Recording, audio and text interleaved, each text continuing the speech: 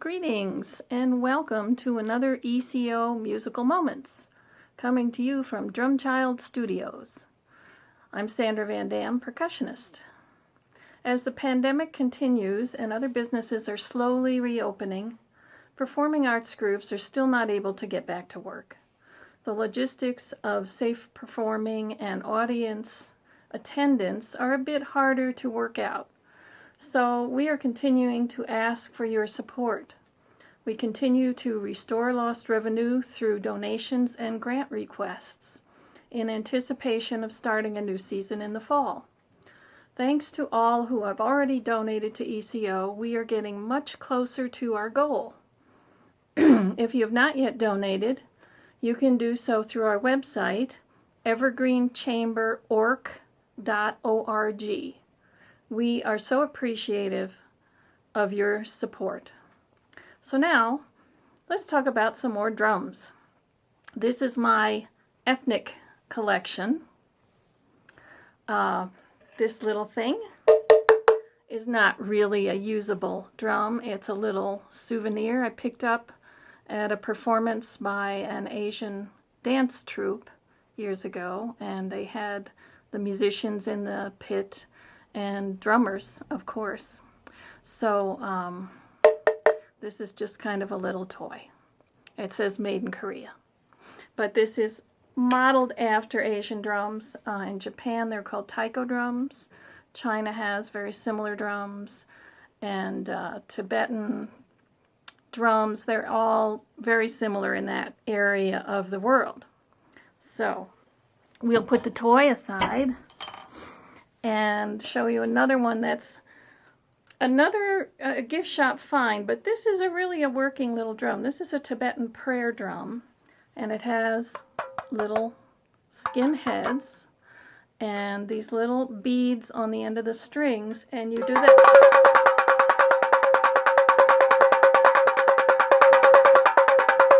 Bit of a meditative tool, perhaps.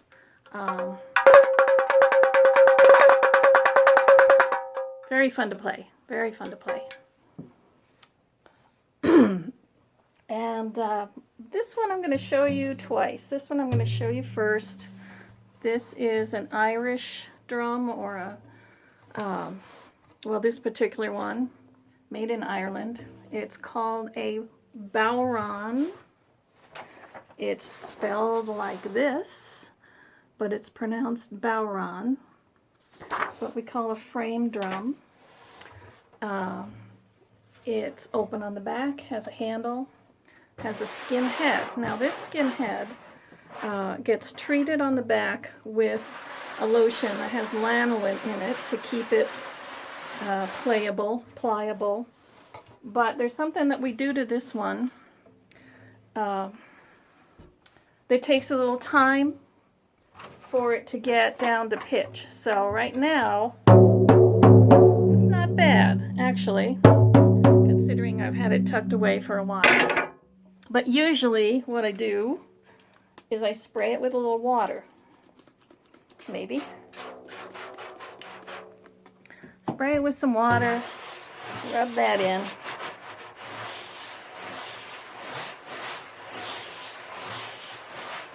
And I'll let that sit for a few minutes.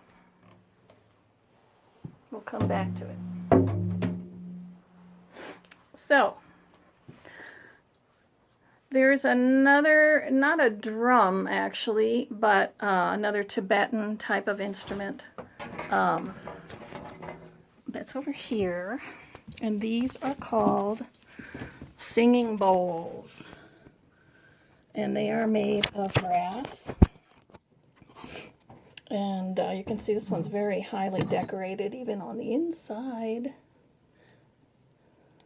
The other one's plain, but has a fancy stand and a fancy beater.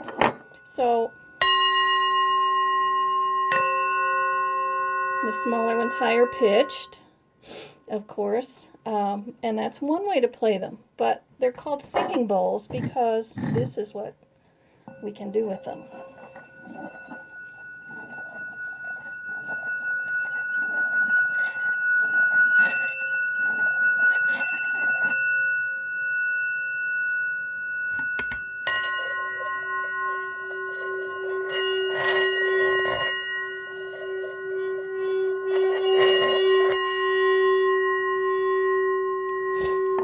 fun stuff. It's kind of like when you take your finger around the edge of a glass, you wet your finger. It's that same technique that gets them going. And they ring, this one rings for a really long time. We'll just let it go. So those are called singing bowls from Tibet. Found those, I bought those actually down at a shop in Cherry Creek area of Denver that deals in products that are handmade from a lot of those cultures, rugs and different things. I went to a lot of trouble picking out those two tones. It's just a drummer thing. It's like when you buy cymbals, you fuss over, you play a lot of them until you find the sound that you like. So, let's move from Tibet to Africa and talk about my little djembe, spelled with a D, but pronounced djembe.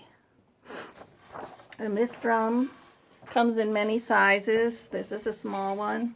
I used one once for a performance of a Bill Hill piece with evergreen that was about 24 inches across the head.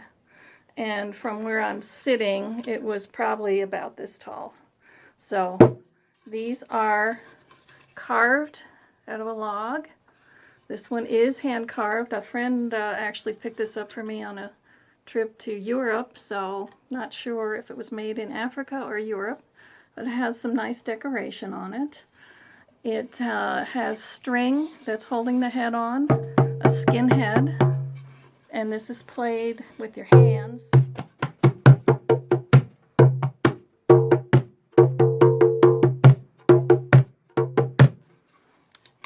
And there's lots of other African drums, but this is the only one I own right now. So it's been useful. I have used it several times in an orchestral setting. So, the next one is probably more, they disappeared. Where'd they go? Oh, more of a, you might more think of it as more of an American instrument, but nothing's really an American drum, except the modern snares and all that. But everything came from somewhere. Europe, Africa, Asia. So what we have here is a tambourine.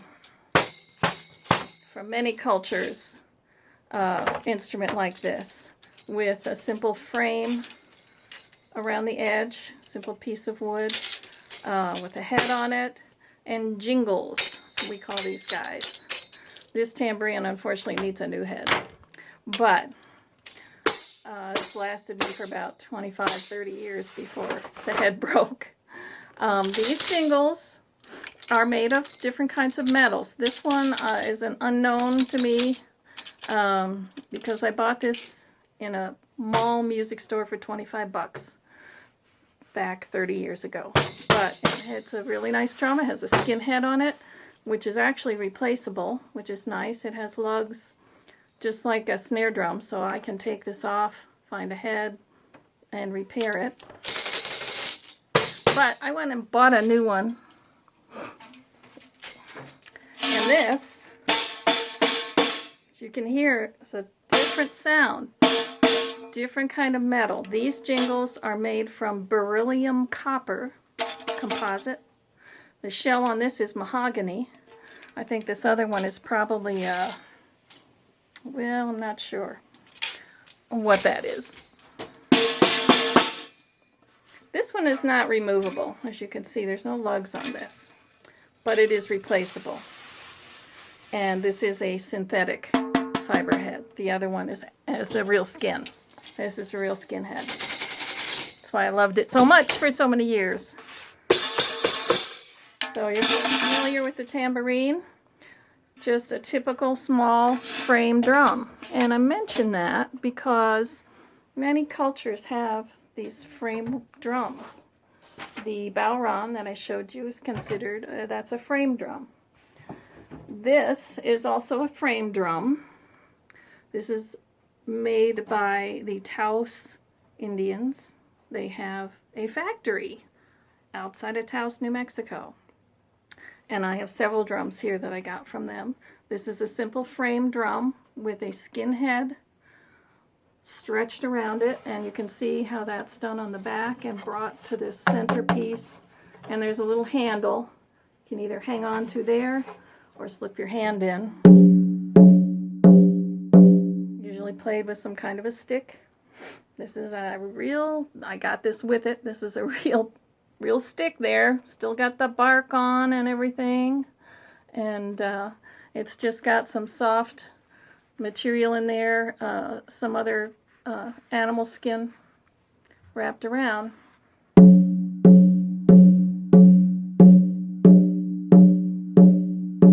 Nice sound.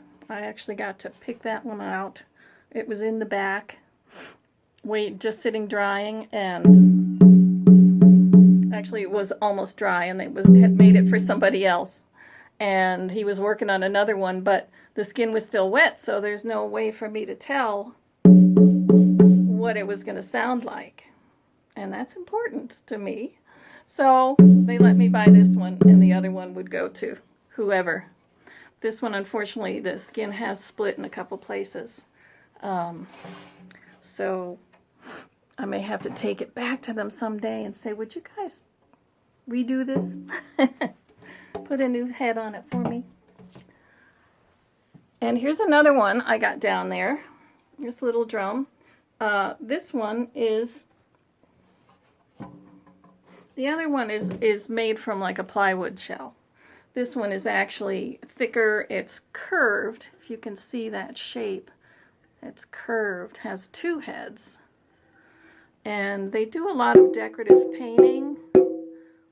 This one's much higher pitched, a smaller drum.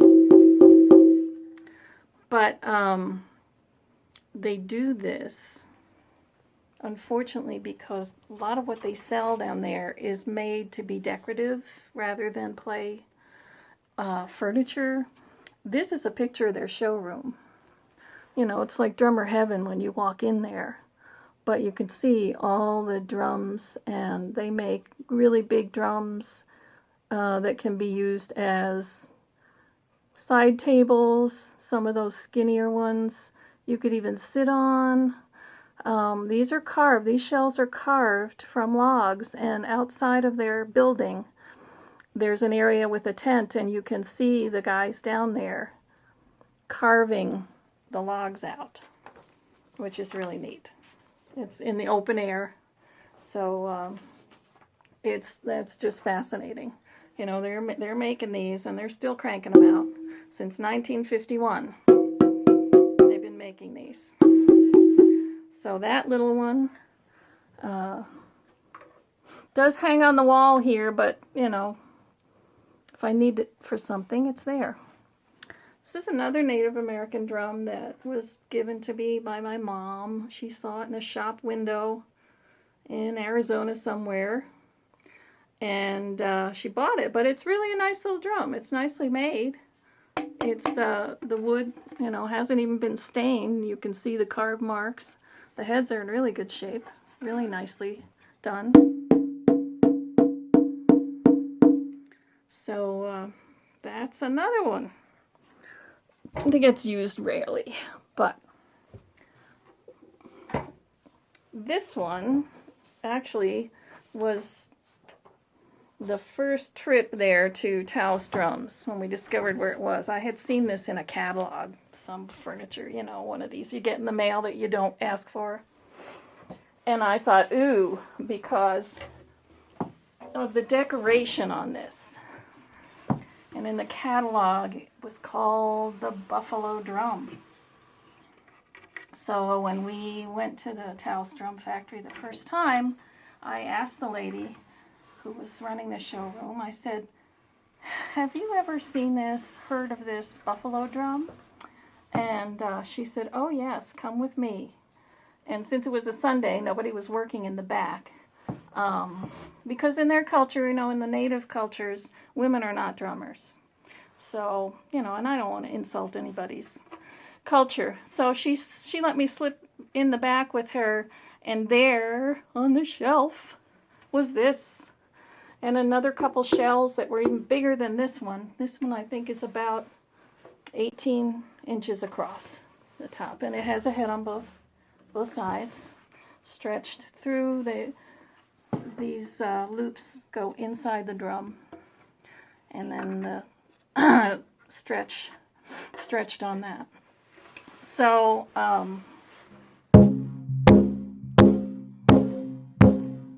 you would see bigger drums than this if you've ever been to a powwow. And this is a pretty small one, but you know, it was pricey enough.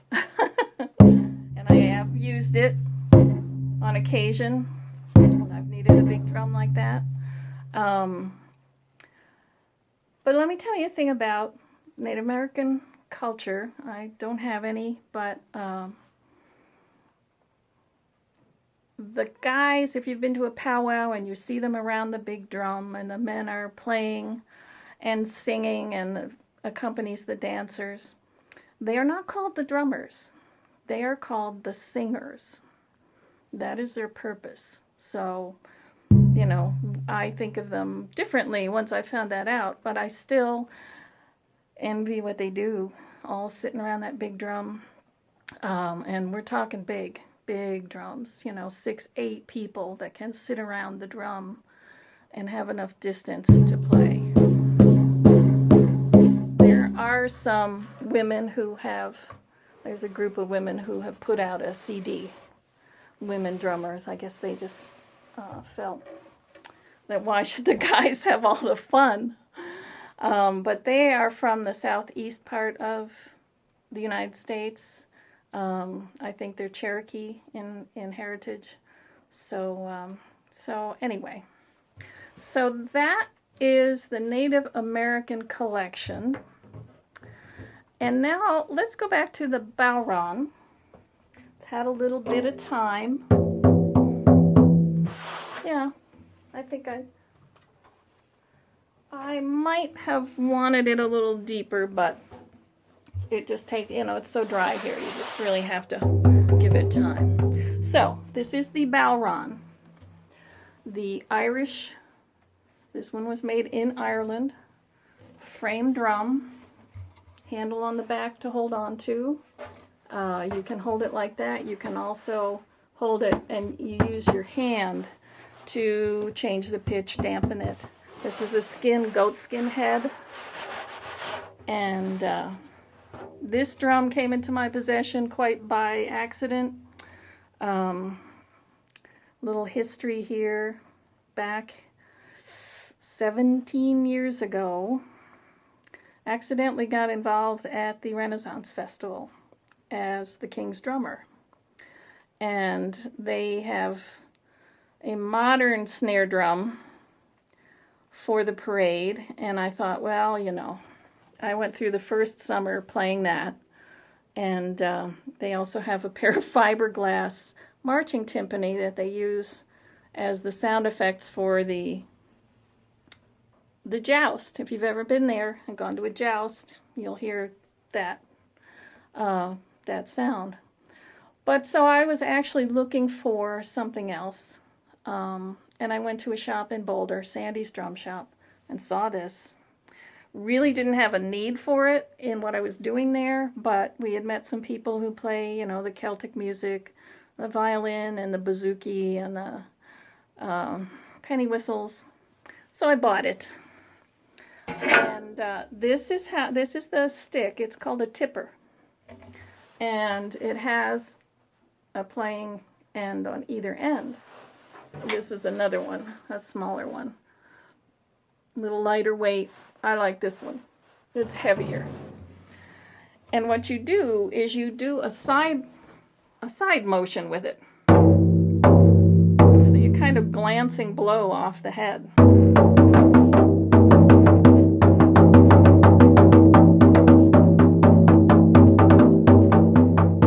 when you really get going, get in practice, which I'm out of, you can get the other end involved too. But if you've ever watched a group of Celtic players, The name of the famous group just slipped my mind, but you watch the drummer and you'll see all the different things, and occasionally click the rim. And then by using your hand, you can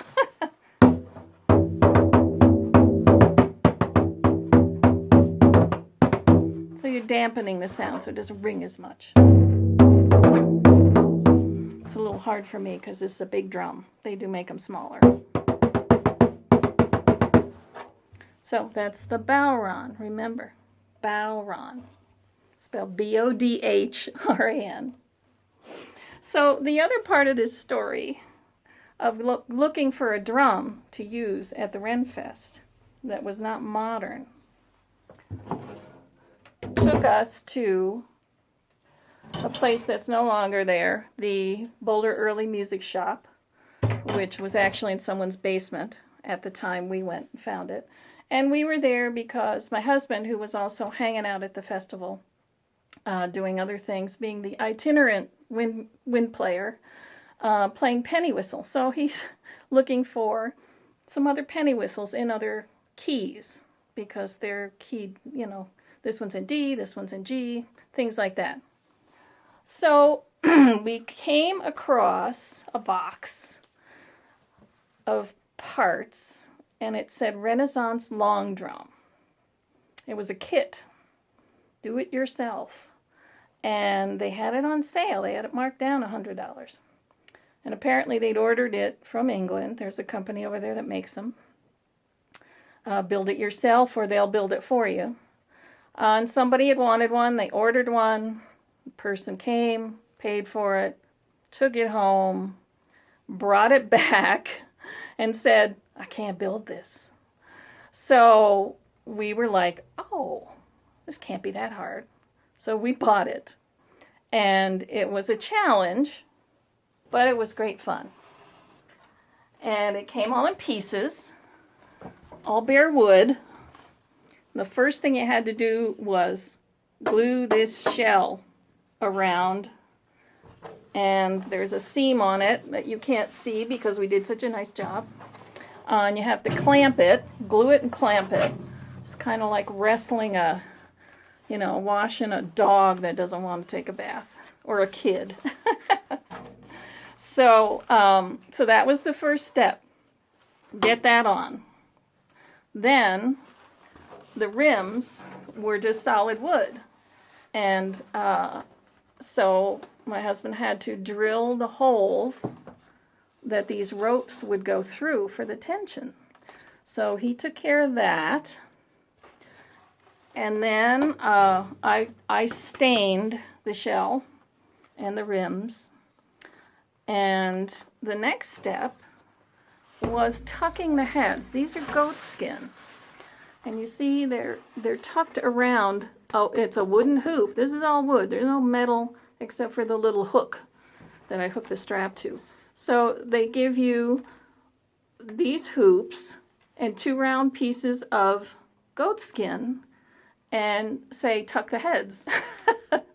So of course, thank goodness for the internet, I did my homework, and you soak the skin in water and you lay it with an upside down teacup under the middle and over the, drape it over, and you've got your wooden rim on the surface, and they at least gave you the little tool to tuck it with.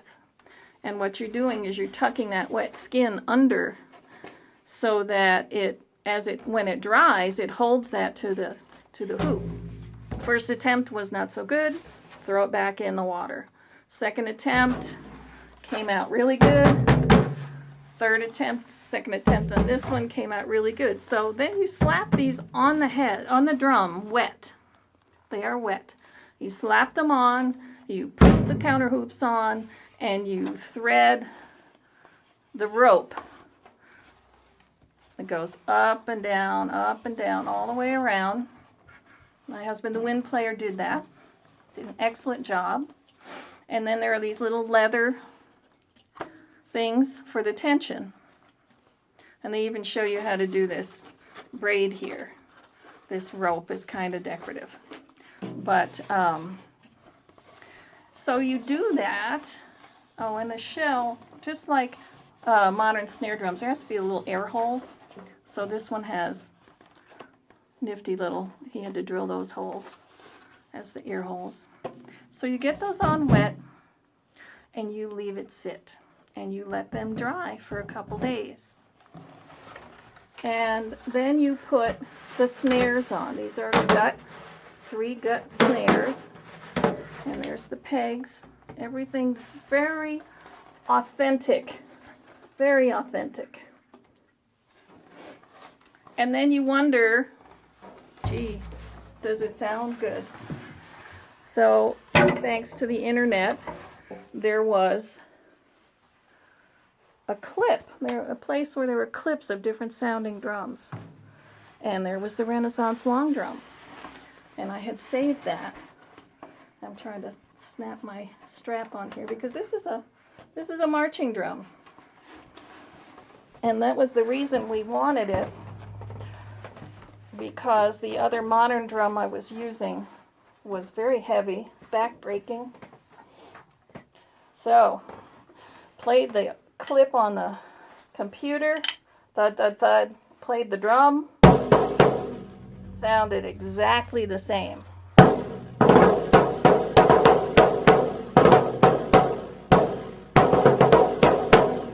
So it's supposed to sound like, isn't it wonderful? Yes. And I got clarification of that the first weekend that I had this. It took us 6 weeks to put this together. So we only had 2 more weekends to play. And in the morning down there, if you've ever been to the Ren Fest, before they open, the king and his entourage are up across the top of the gate there doing their thing. And the musicians, there's usually a couple trumpets and the drummer, are down inside, and they play a fanfare, and all this. So there was one fella there at the Ren Fest who they call the professor, and he is really a professor in real life. He knows all kinds of stuff about this time period, and he came down the steps, came over to me and says, "Where did you get that?" And I'm thinking, oh gosh. What's wrong? And I said, well, we built it out of a kit. And he said, that is the perfect sound. So he kind of knew what he was talking about. So it was worth the effort. Only used it those 2 weekends. But it's kind of a prized possession. Because, we didn't cut the wood and all that. But we did everything else. And it's just a beauty. I think it's just a beauty. So that is my ethnic collection. Hope you enjoyed all the little demos. Maybe sometime in the future you might see some of these instruments in the orchestra, depending on what we're playing. And like I promised in the first video, next time I'm going to empty the toy cabinet of all the bells and whistles, and we'll have fun with that. So thanks for watching. Please consider, if you haven't already, consider making a donation to the orchestra so that we can be in the black when we start our season next year. And so hoping to see you in the fall. Ta-ta!